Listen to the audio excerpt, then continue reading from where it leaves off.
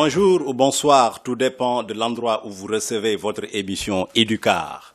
Éducar, conçu et présenté par la coordination des professeurs d'éducation artistique, plastique et musicale, en collaboration avec Télé-École, la première chaîne 100% éducation en Afrique. Aujourd'hui, Éducar a le plaisir de recevoir un intellectuel multidimensionnel, un homme d'art et de culture, un formateur tout aussi. Et d'ailleurs, pour les besoins de la formation, il n'est pas actuellement au Sénégal, mais avec la magie du numérique, on a pu se connecter avec lui et aujourd'hui, Éducar sera à 100% numérique. Nous recevons aujourd'hui Babacar Mbaye Diop. Il est docteur en esthétique et philosophie d'art à l'université de Rouen. Actuellement, il est maître de conférence à l'université de Dakar, Cheikh Anta Diop, département philosophique. Il a été aussi directeur de la Biennale de Dakar. Il est actuellement auteur de nombreux articles et de livres parus dans les différentes éditions. Il est aussi le président en exercice de l'Association internationale des critiques d'art. Ici au Sénégal, c'est la session sénégalaise. Nous avons le plaisir de recevoir le professeur émérite, M. Babacar Mbaye Diop. C'est un immense plaisir de vous recevoir sur Éducar, ici à Télé-École. Professeur, nous avons constaté que le quota de recrutement à l'École nationale des arts a été revu à la baisse cette année-ci. Et pratiquement, généralement, ce n'est pas un recrutement assez suffisant.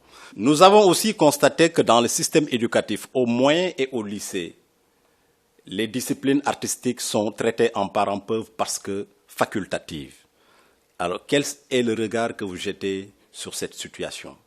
Merci beaucoup de m'avoir invité dans votre émission pour parler de la formation artistique au Sénégal. Par rapport à votre question, malheureusement, cela montre que nos autorités n'accordent pas beaucoup d'importance à la formation artistique. D'abord, il y a très peu de professeurs d'éducation artistique dans les collèges et lycées. Il y a même des collèges et lycées qui n'ont pas de professeurs d'art, d'éducation artistique. Vouloir donc réduire le quota de recrutement des élèves professeurs pose problème.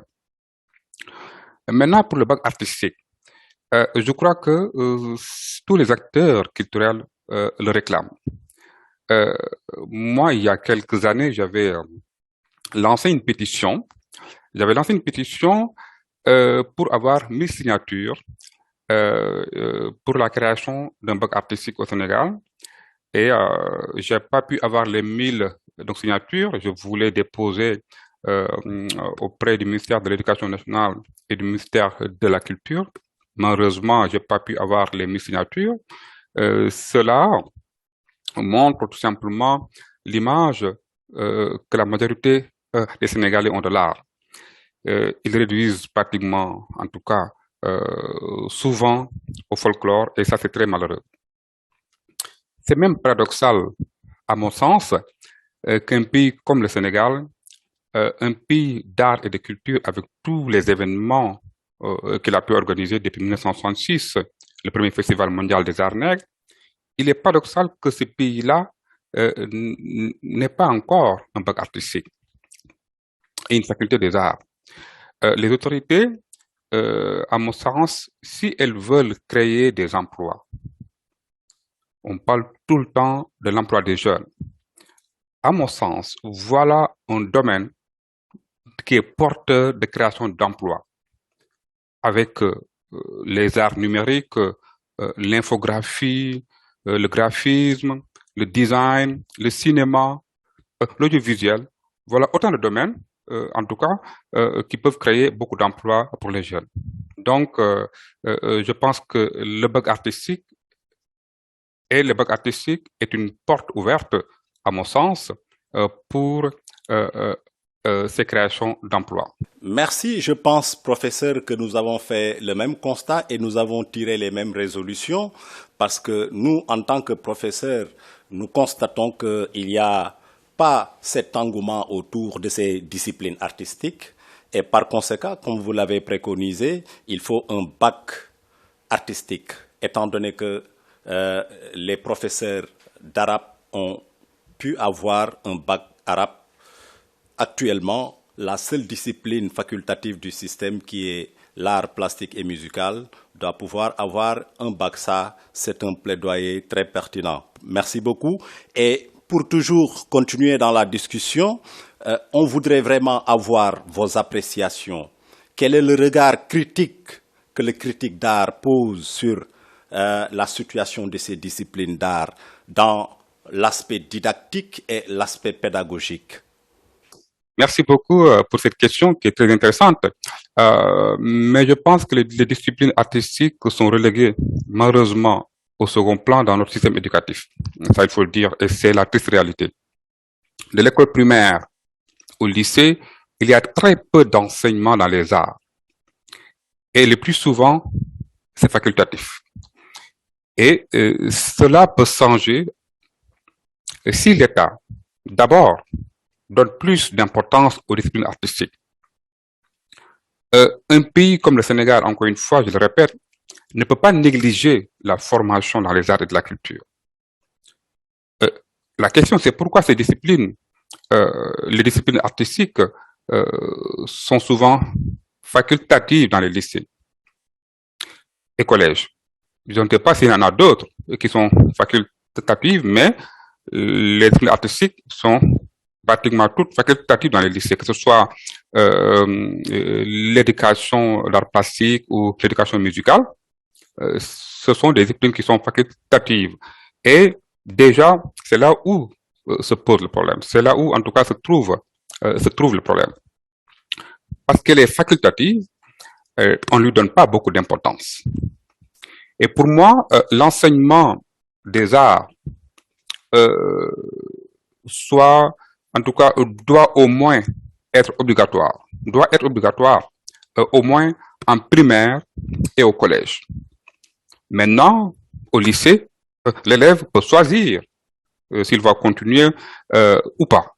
Mais déjà, si ces disciplines sont obligatoires au collège, mais aussi à l'école primaire, au lycée, maintenant l'élève aura, si vous voulez, le choix de continuer ou pas.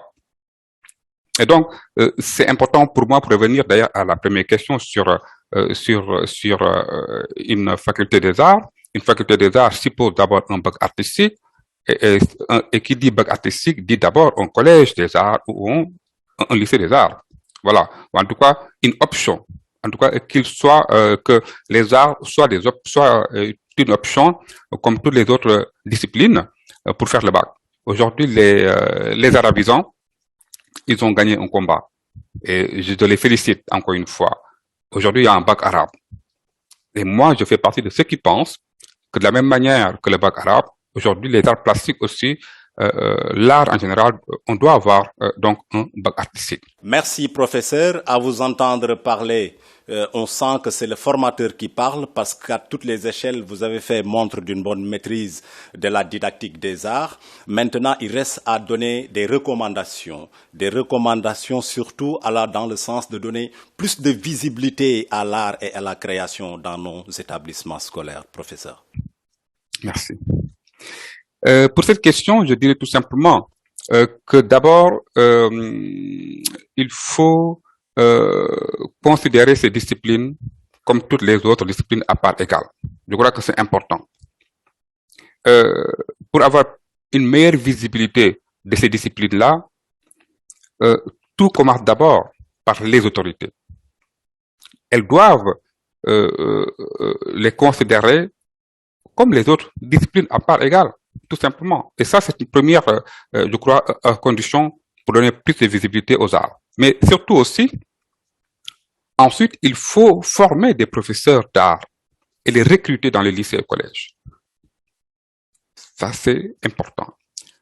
Un troisième point qui me semble important, c'est aussi donner aux élèves, en tout cas, plus de goût à la création artistique. Et ça commence dès l'école primaire.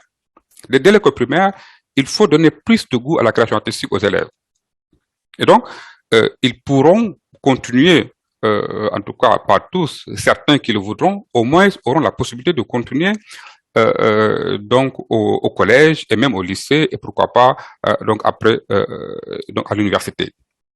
Ensuite, en tout cas, un quatrième point aussi, c'est peut-être de créer un prix de la meilleure expression artistique dans les lycées et collèges chaque année. Et ça, je lance vraiment un appel aux autorités, donc à savoir le ministère de l'Éducation nationale ou le ministère de la Culture, au moins pour que chaque année, ils lancent un appel du prix du meilleur, donc de la meilleure expression artistique dans les lycées et collèges. Et enfin, je te l'ai déjà dit par rapport à votre première question, je crois, première question, mais je me répète, la création d'un bac artistique et une faculté des arts, ça va donner plus de visibilité à ces disciplines-là artistiques.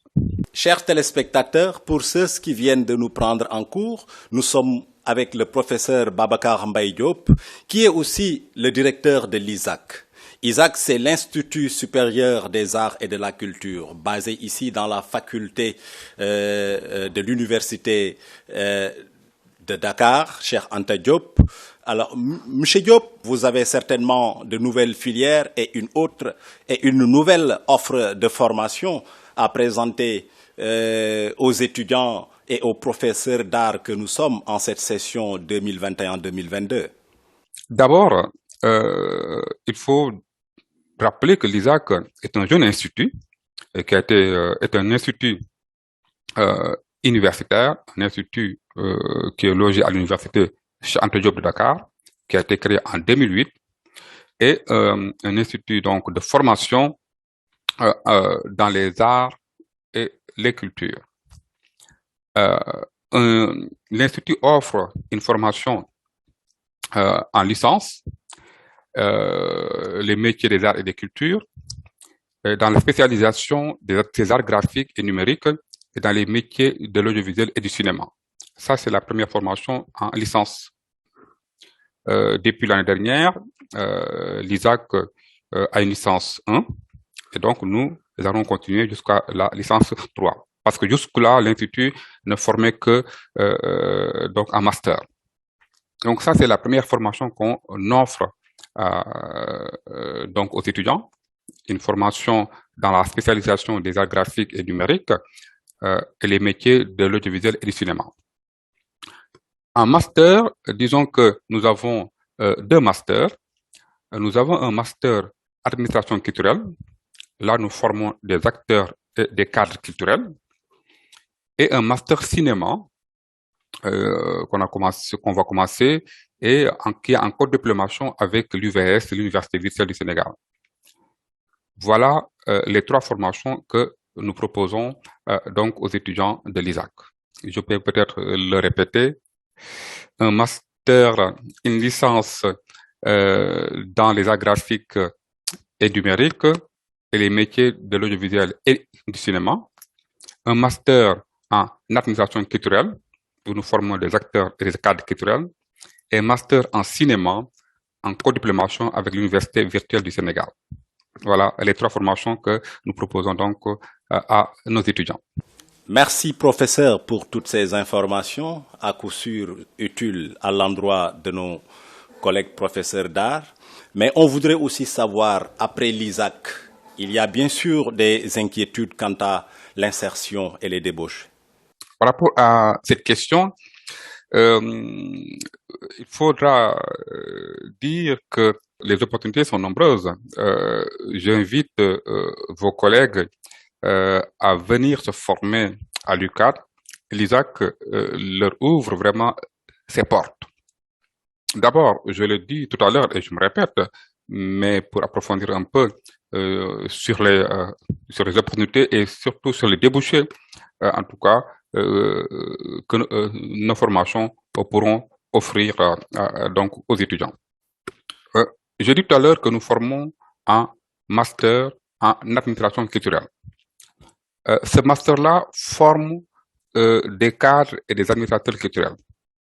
Et donc, les étudiants qui sortiront de ce master-là, administration culturelle, pourront travailler dans l'administration et la gestion des arts, pourront travailler dans la médiation culturelle, pourront travailler dans le journalisme culturel, tous les métiers pratiquement qui sont rattachés au musée et de plus en plus de musées se créent, c'est une bonne chose. Et donc, je pense que nos étudiants pourront être dans ces musées-là, mais aussi nous formons dans les métiers du cinéma. Ils sont nombreux les métiers du cinéma, et donc, mais aussi dans la gestion du patrimoine et des sites touristiques. Donc voilà autant de domaines sur lesquels ceux qui sortiront de l'ISAC, en tout cas, pourront travailler. En cinéma aussi, parce que nous avons un master donc cinéma, et là, une insertion professionnelle dans le domaine de la réalisation audiovisuelle et du cinéma en qualité, par exemple, de réalisateur. On sait que le Sénégal est un grand pays de cinéma, donc c'est bien de former les acteurs qui sont dans ce milieu-là. Et donc, réalisateur de cinéma, réalisateur de séries télévisées et de téléfilms. Aujourd'hui, on en voit beaucoup. Malheureusement, beaucoup ne sont pas formés, donc c'est bien de les former, les séries, mais aussi donc réalisateur réalisateur de spots publicitaires, réalisateur de vidéoclips, mais aussi ils pourront travailler dans les chaînes de télévision, dans les boîtes de production audiovisuelle, dans les agences de communication. Et pour ces deux masters-là que je viens aussi de citer, il y a une possibilité de poursuite en doctorat. Bon, le doctorat maintenant, c'est une sélection comme le master. Ceux qui auront les capacités intellectuelles de pouvoir continuer et de rédiger une thèse, ils pourront donc s'inscrire soit dans la continuité de ce qu'ils ont fait en master ou ouvrir d'autres perspectives. Toujours, pour ceux qui seront sortis de l'ISAC, il y a beaucoup de débouchés aussi en licence. C'est pour ça qu'on a créé cette licence-là, qui est une licence pratiquement professionnelle. Et on a assuré la continuité entre la licence et le master, mais la licence est vraiment une licence donc professionnelle, et donc les étudiants, après, au bout de 3 ans, ils pourront travailler sûrement parce que ils seront spécialisés dans les arts graphiques et numériques, et les métiers dans ce domaine-là sont nombreux. Tous les métiers de la communication audiovisuelle, les chaînes de télévision, les boîtes de production, les agences de communication, la communication d'entreprise, mais aussi tous les métiers qui sont liés aux arts graphiques et numériques. Maquettistes, cabinet d'architectes pour la modélisation de 2D et 3D, le cinéma, la muséologie. Donc voilà autant de domaines aujourd'hui qui sont intéressants et qui sont porteurs d'emplois, encore une fois. Et donc j'invite vraiment vos collègues à venir à l'ISAC.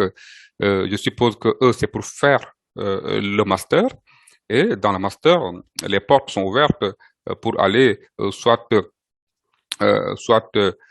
continuer votre carrière dans votre métier d'enseignant, ou bien aussi passer à une autre catégorie, pas simplement un diplôme de master. Ça vous permet peut-être d'avoir d'être dans une autre hiérarchie. Voilà. Et ça aussi, c'est important parce qu'on a des étudiants après la sortie de l'ISAC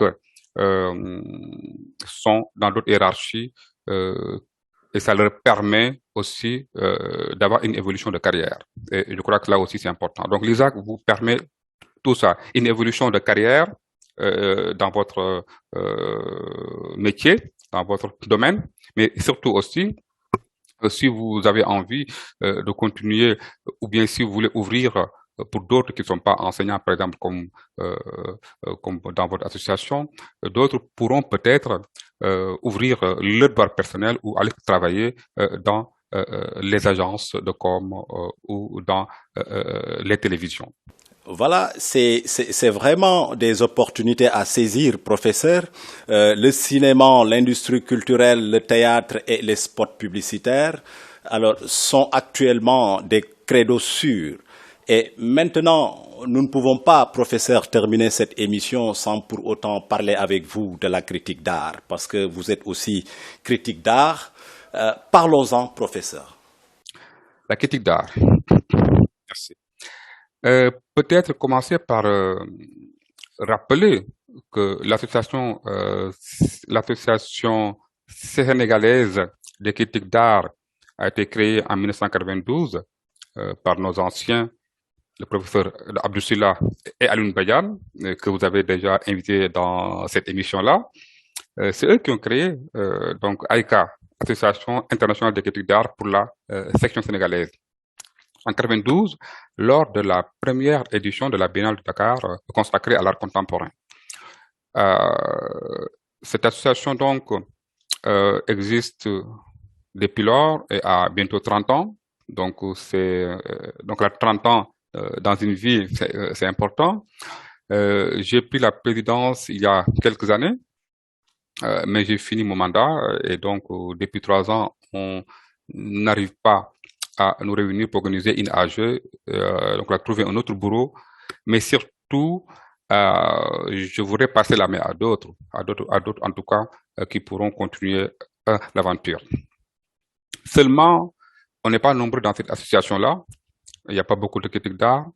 Et d'ailleurs, l'ISAC est aussi, si vous voulez, un lieu où on forme des critiques d'art, parce que à la sortie de l'ISAC, les étudiants sont assez outillés pour faire des critiques d'œuvres.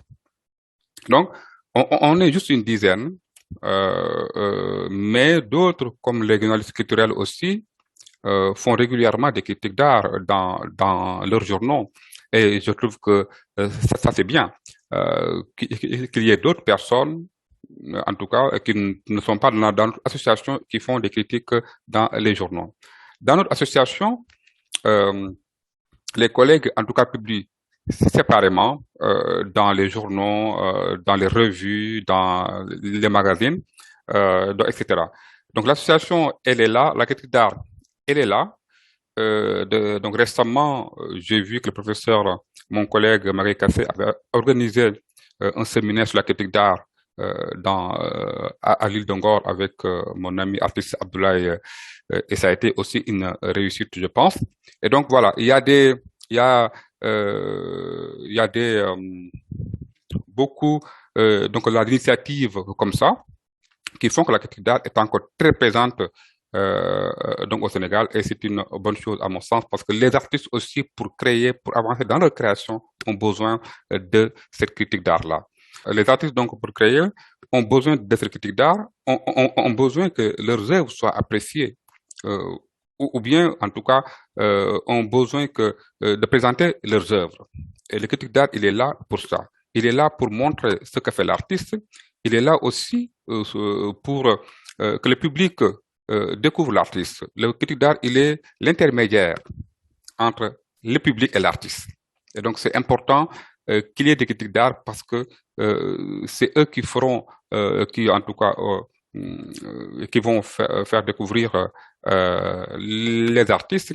Les plus grands artistes, le plus souvent, sont faits par des critiques d'art. Donc voilà, c'est important. Et heureusement qu'au Sénégal, même si voilà, l'association des critiques d'art ne fonctionne pas comme elle devait fonctionner, les gens continuent à écrire, continuent à aller dans les expositions, dans les vernissages, continuent à aller dans les ateliers donc d'artistes, et font régulièrement des critiques dans la presse locale. Ah, voilà des opportunités alors à saisir: le cinéma, le théâtre, la réalisation des spots publicitaires, tout cela, c'est des créneaux qui marchent, et je pense que les collègues ne manqueront pas de venir contacter Isaac. Maintenant, professeur, le temps qui nous est imparti est presque terminé. On voudrait bien avoir vos derniers mots, s'il vous plaît. Mon dernier mot, c'est vous remercier. Vous remercier vraiment de m'avoir invité dans cette émission, surtout après avoir invité mon doyen Alioune Badiane. C'est un honneur pour moi de passer après lui. Et surtout une émission importante, intéressante. Je crois que c'est à saluer, une émission qui est pour la promotion des arts et de la culture. Ça, c'est une bonne chose, et je vous en félicite beaucoup. Je vous remercie de m'avoir invité et à très bientôt. Merci bien, chers téléspectateurs, vous qui nous suivez sur Téléécole et Éducar. C'est la fin de notre émission. Nous recevions le professeur Babacar Mbaye Diop de l'ISAC. Nous avons parlé avec lui de tout ce qui a trait à la formation à l'université et aux cours moins élémentaires et secondaires. Je pense que c'est un numéro qui vous a plu et nous vous disons à bientôt.